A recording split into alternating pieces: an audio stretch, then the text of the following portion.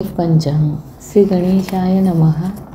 स जयति सिंधुर्वदनो देवो यत्पादपङ्कजस्वर्णं वासरमणिरीव तमसां राशीं नाशयति विघ्नानां।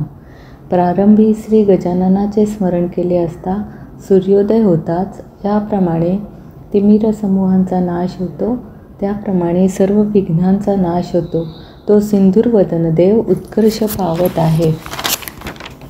दिनांक 26 डिसेंबर 2024 शालिवाहन श्री शके 1946 संवत 2081 अयत उत्तरायण ऋतू सौर शिशिर ऋतू मास मार्गशीर्ष पक्ष कृष्ण पक्ष तिथी एकादशी तिथी 24.44 रात्रीपर्यंत नंतर द्वादशी तिथी सुरू वार गुरुवार नक्षत्र स्वाती संध्याकाळी 18.10 पर्यंत नंतर विशाखा सुरू योग सुकर्मा रात्र 22.23 पर्यंत नंतर धृती योग सुरू करण ब व सकाळी 11.41 पर्यंत नंतर बालकरण सुरू चंद्र राशी तूळ आज आकाशात राशीत असणारे ग्रहज्ञान मेष राशीत हर्षल वक्री 29 अंशावर वृषभ राशीत गुरु वक्री 19 अंशावर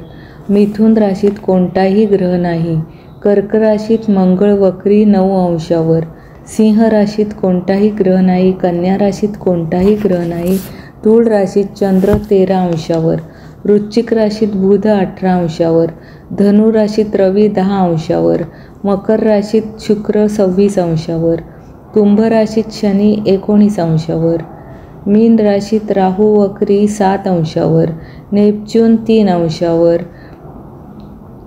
कन्या राशीत केतू 7 अंशावर राहू काल गुरुवारी दुपारी 1:30 ते 3 वाजेपर्यंत असेल। आज पृथ्वीवर अग्निवास आहे। गुरुवार हा गुरुदेवांचा वार असल्यामुळे श्री दत्तात्रेयांचे दर्शन करावे तसेच ओम गुरुदेवाय नमः चा जप करावा ओम बृहस्पतये नमः चा जप करावा मंदिरात पिवळी फळे अर्पण करावी। दिनविशेष सफला एकादशी संध्याकाळी 18 पर्यंत चांगला दिवस आहे। तिथीच्या श्रवणाने लक्ष्मी प्राप्त होते वाराच्या श्रवणाने आयुष्याची वृद्धी होते नक्षत्राने सर्व पातक निघून जाते योगाने रोगांचे निवारण होते कर्णाच्या श्रवणाने चिंतित मनोरथ पूर्ण होतात सर्वांच्या श्रवणाने नित्य गंगास्नानाचे फळ मिळते। श्री शुभम भवन्तु।